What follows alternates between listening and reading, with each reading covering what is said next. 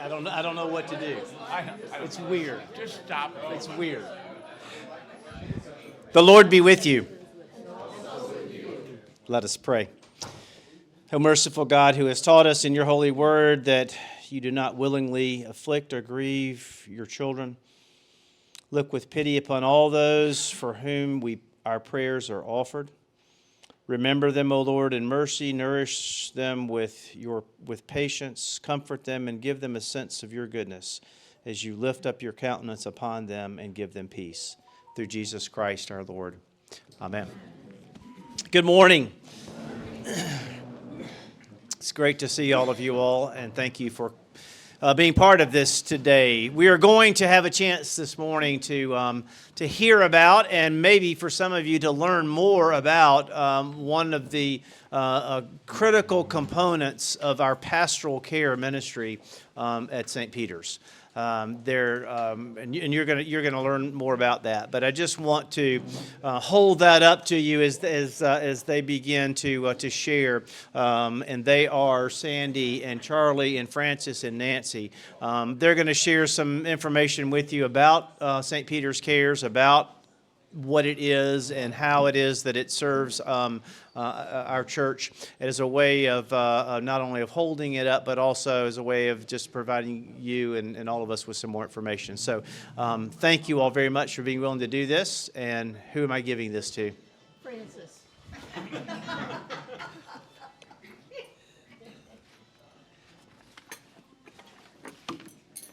Connor, you can put the first slide up. I'm so happy to be with you all. It's really nice to see each and every one of you. I'm actually looking out and thinking that most of you already are part of St. Peter's Cares. So, anyway, just to review how we started and where we are at the moment. Back in 2015 it was, Kelly Carlson, Cindy Colbury, and I went to Ponte Vedra to Christ Episcopal Church for 1 week with Episcopal churches all over the country and learned how to put together a St. Peter's Cares program for our own parish. That was the fall of 2015, and then we spent probably 6 months or so gathering volunteers. Can you hear me? I'm not very good at this. Talk right in front of the microphone. Right here? Is that better? Okay. It took us about 6 months to decide exactly how we wanted to run with the program and to gather our volunteers together. So in the fall of 2016, September, we gathered the volunteers together and had our first weekend training session, and we were lucky enough to bring back Bob Morris, who was our trainer from Christ Church, and he spent the weekend with us. I put this slide up because this is what we lived with, or not lived with, we wanted to, the 6 dimensions of compassion as we began our study of how to develop St. Peter's Cares. Paying attention, understanding empathetically, loving with connection, sensing the sacredness, embodying new life, and then acting on all of those things.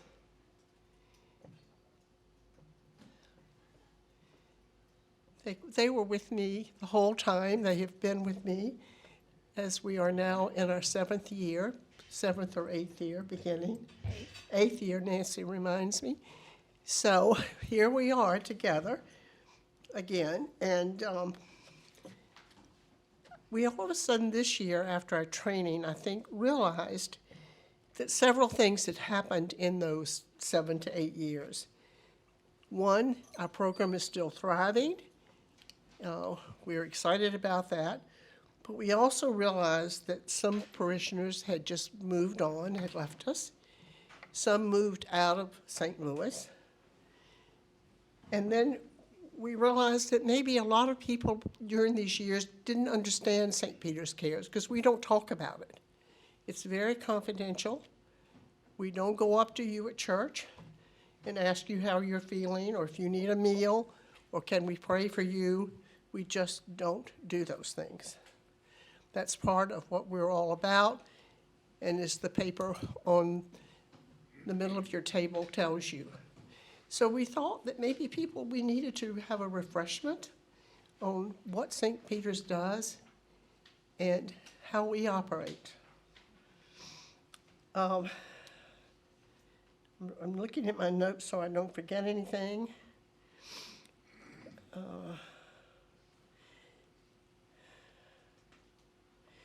So two things. After you hear from Nancy and Charlie and Sandy, we hope that you'll think about joining St. Peter's Cares or talking to your friend about it, because most of you, as I see here, are already members or in some way, shape, or form.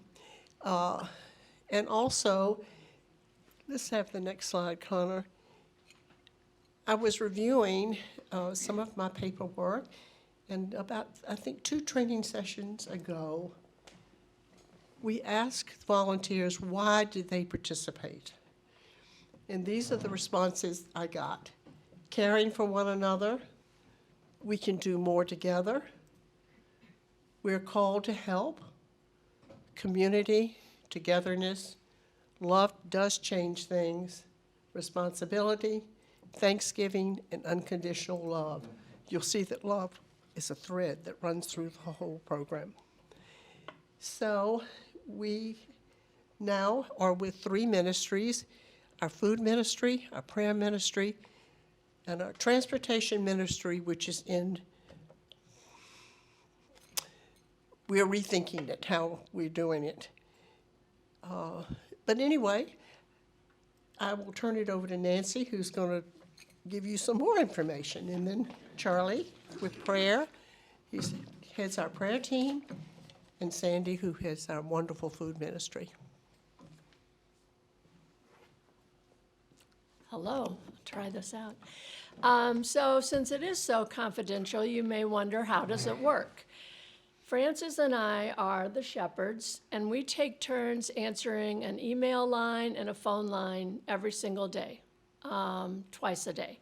And people who need a meal or prayers or transportation can send us an email to St. Peter's Cares or call and leave a message, and someone will contact them within 24 hours of getting that message. Once I call that person and ask them what their needs are, if it's a meal or if it's a ride or prayer, I contact the person in charge of that ministry, and it's Charlie for prayer and Sandy for meals. They call the person back and get the specifics, and we're off and running with prayers or the needed meals. The Transportation Committee has been a little bit reorganized. We're searching for a leader. We have drivers. And before we offered transportation to medical appointments and to church, but now we're going to limit our transportation to get it back up and running again. We're going to limit it to transportation to church.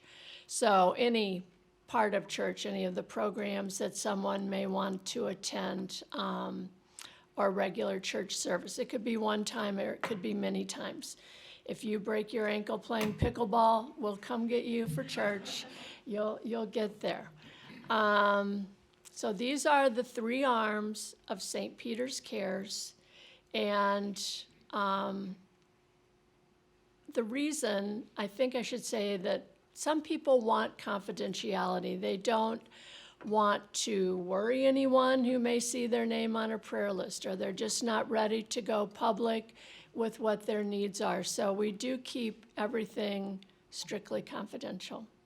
So I think I'll go to Charlie next, who is our chief prayer warrior, and let him speak to you. Thank you.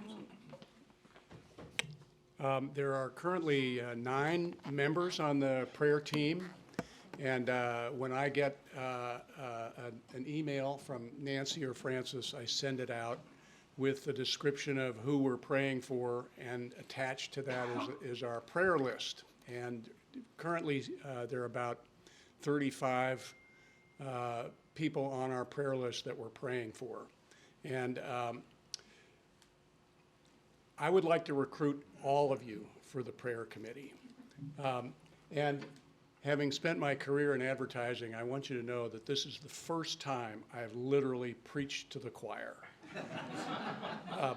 So if we have this, I thought it might be helpful to talk about the benefits of prayer. Prayer can bring a sense of spiritual or loving presence and alignment with God. Prayer can elicit feelings of gratitude, compassion, forgiveness, and hope, all of which are associated with healing and wellness. So joining this committee is a commitment to talk to God every day. And I can't think of a better committee to be a part of. I know that everyone says their prayers at different times and in different ways. For me, I say my prayers every night, and they're mostly prayers of gratitude. I go through my day and give thanks for everything that I've experienced that day, which lets me go to sleep knowing I've had a good day every day, which is not something I always did before I joined this committee. And then I pray for the individuals on our prayer list, and I keep it by my bed. And the list is confidential, but it highlights the name of the person or the family or the group that we're praying for, and then gives a brief description of why they're on the prayer list. The second thing I wanted to talk about are 7 practical and spiritual benefits of prayer. I think most of you know all of these. Get closer to God. That's certainly been my experience. Reduce anxiety and experience calm. Increase gratitude and thankfulness. Shift our focus to others. And I find that to be perhaps one of the most rewarding aspects of being on the prayer team is I get to think of other people every night.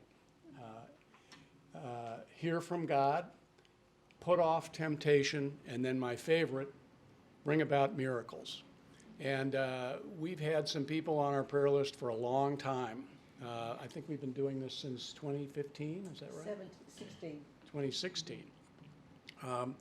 And it's just very nice to see people who recover. They don't all recover, unfortunately, but it's nice to feel that when you're feeling helpless, and Katie and I are feeling pretty helpless right now because we just lost a good friend, this is something we can do to help, is to pray for that person. So that's my pitch. I hope you all join the prayer team today. Katie. I know I should know this, but in case you want people to join, how much of a commitment is it each day? How long? That's a great question. It's as long as you want to make it. So some days, not very many, but some days if I'm really exhausted and I just don't have the energy to get out my list and pray for people, I will say, Dear God, please hear my prayers for all the people who are on the St. Peter's Cares prayer list. That takes a minute. But mostly I spend probably 10 minutes every day going through my prayers. So please join us. It's a commitment to talk to God every day. You get all these practical and spiritual benefits. So sign up today. And it's work from home. And it works from home, thank you. No meetings, no financial commitment. One comment we often hear back from parishioners is Nancy and I do contact each person on the prayer or the prayer ministry or the food ministry monthly.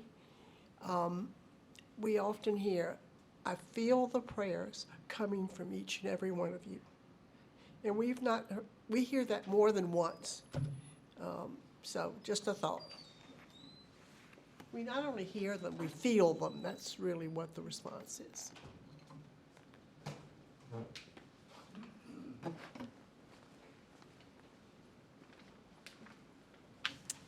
Okay, my part is the food part. And first of all, I want to say thank you. I know many of them aren't here, but to my wonderful volunteers. I have about 20 people who volunteer to bring meals, and they just step up every time there's a request. It's been 7 years, I guess, and we have never had a meal request that hasn't been filled. And that is amazing. We do about 100, 150 meals per year, and they're all taken care of. Let me just explain the process. The request, as they said, comes into the shepherds, and then they call me. And what I do then is call the person, I get their phone number, and I call them. Because with food, it can be very specific. You have to find out if they have preferences. I don't like asparagus or whatever. But more importantly, allergies, and if they have any sensitivities to any foods. And let me tell you, we have done everything. We have done gluten-free, we have done vegan, we did one person that was both. And so the committee is very adaptable. We can provide food for, a lot of people say, oh, well, I'm really special because I don't eat red meat, it's like, that is not a problem. We can take care of whatever your food sensitivities are. People go on the internet, they get new recipes. I have a wonderful team of volunteers. I don't provide all the meals. I have a team of volunteers that is just fabulous. The way we do this is through a website that's called Take Them a Meal. And so what I do is when I get the request, I get all the information. I go on the website, and as the coordinator, I sign up, put all that information in there. And then I put in the email addresses. So they send the emails out to everyone. But I just put them on the website, and then they send them out, and it comes out with a schedule. So people can just sign up for whatever date they want. The way we do this, most of the time, is we deliver the food in the afternoon with reheating instructions. So the person can have their meal whenever they want. We don't have to try to get it there hot and then run into bad traffic, or it's your dinner time and you don't want to deliver a meal. So most of the time we deliver in the afternoon, and then the people can reheat it when they need. Some people have trouble getting up and cooking, so they'll say we need meals that can be reheated in the microwave, and that's not a problem. Then we send microwave instructions. We always call before delivering the food to make sure the person is home. And meals, we do 2 or 3 times a week. We don't do 7 days a week. We do 2 or 3 times, but most of our meals come that it would be plenty for 2 meals. So really, we're providing quite a bit of the need for meals for a whole week. Initially, for every new request that comes in, we do it for 2 weeks. Unless someone says, I just need 1 week of meals. But maximum, it's 2 weeks. And then the shepherds will call, because with food, all of a sudden you can find out, oh, I really can't tolerate beans, or I really don't like, I'm getting too much, whatever. So after 2 weeks, the shepherds or myself will call and say, okay, is everything going okay with the meals? Do you want to continue? And then we continue as long as they want. And as long as they want, it's true, as long as they want or need. We did one person, we provided meals twice a week for 3 years. Most people, the need is not that long. Most people, it's a couple of weeks if they're recovering from surgery or a broken foot or something like that. But sometimes the need is longer, and we can do that. The good thing about being on this committee is you only sign up when you're available. When a request goes out and you look at your calendar and you say, oh, I'm out of town that week and I'm busy this week, you don't have to sign up. I have some people that say I can only do it in the summer, or I'm out of town from all winter. Okay, that's all right. You can still be on the committee. You can do it once or twice a year. You can do it every time a schedule comes out. It's up to the volunteer how much they can do it and we welcome everybody. If you think you could provide a meal 2-3 times a year, I would love to have you on my committee.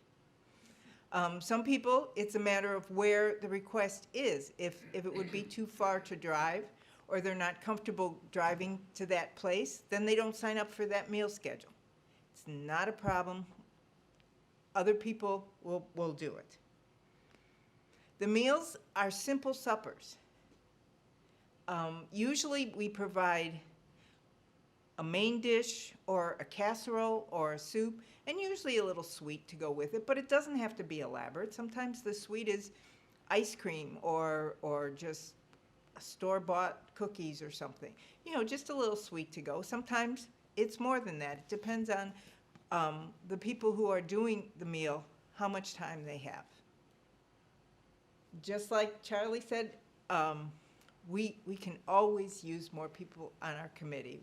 At this point, all of us are looking for more volunteers for 2 reasons. One, to spread the burden, but also because this is a wonderful ministry. People, I frequently talk to, again, I check up with the people who are receiving the meals, and they are so thankful. And afterwards, I frequently get an email, or if I see them at church afterwards, they'll say, that just made everything so much easier for me.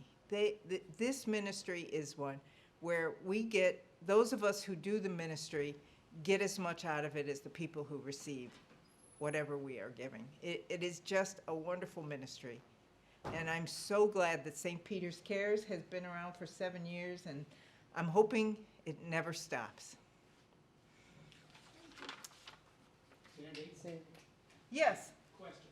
Can we pass that mic out for questions? Yes. Thanks, Connor. If you mentioned it earlier, sorry, thanks. Can you hear me? Mm-hmm. If you mentioned it earlier, I missed it. I'm sorry. That's my fault, not yours. Where does the cost come in for this? The cost for, The meals? well, most people just, like, frequently when I'm providing the meal, there's 2 of us, and if it's a request for 2 people, we just make a bigger amount, and then I take half. So I guess the cost is on the person doing it.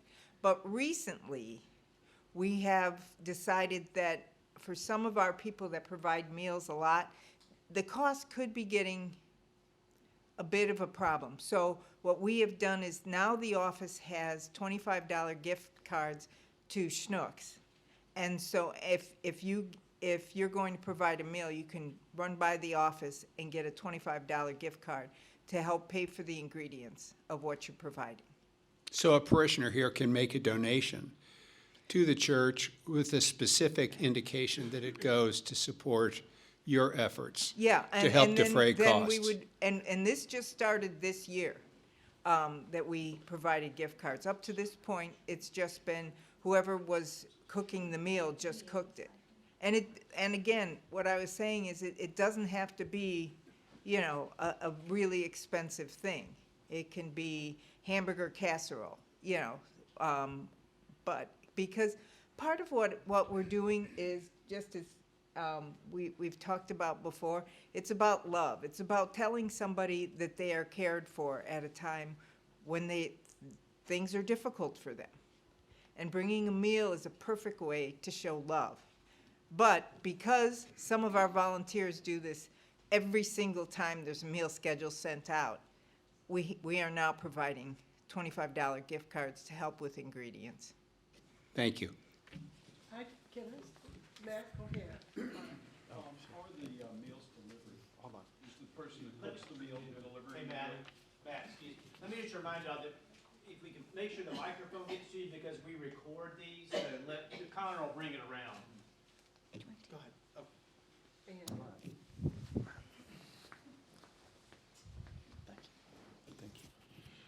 you.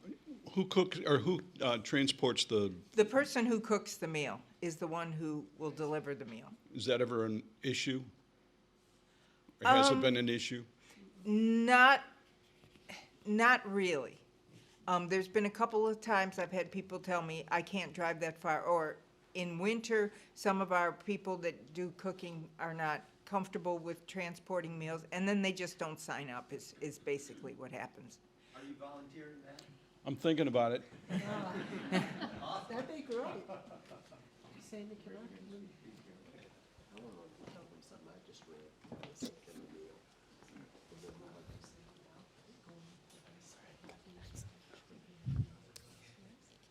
Sandy?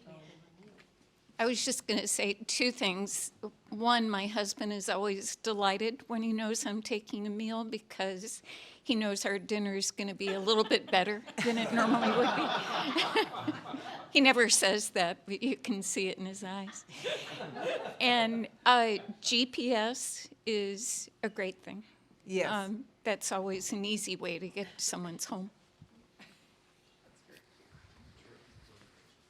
And for those of you who might not know, Anne is one person who signs up every time there is a meal request. Maybe Tom has something to do with that?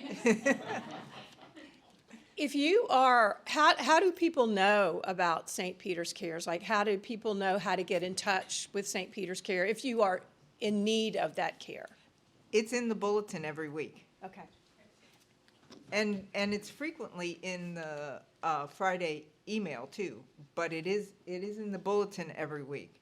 And we keep trying to tell people, And and, that's kind of why we're doing this, because people just haven't caught on, yeah. or some have, but. Or there are a lot of new people. And I know, David, I think if someone calls you with, a problem, that you sometimes recommend St. Peter's Cares to them. So it also comes through the clergy.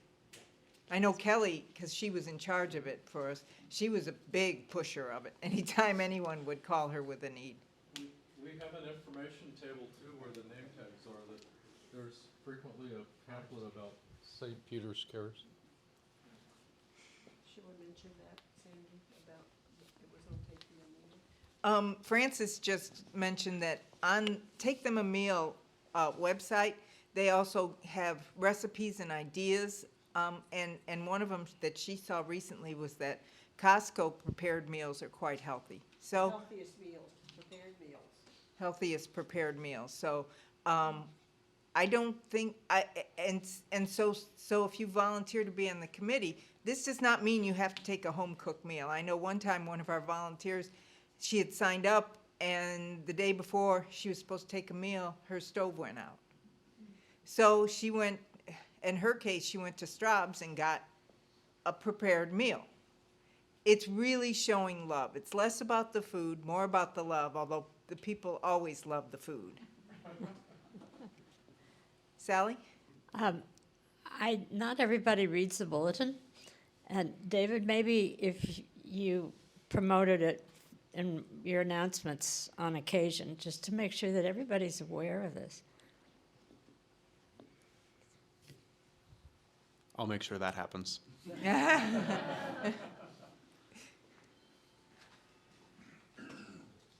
Francis? Thank you so much for listening to us. I hope you learned something. Excuse me, I hope you learned something. And I also hope you'll feel free to call Nancy or I with any thoughts or questions. Or to volunteer. Or to volunteer, yeah. Thank you so much.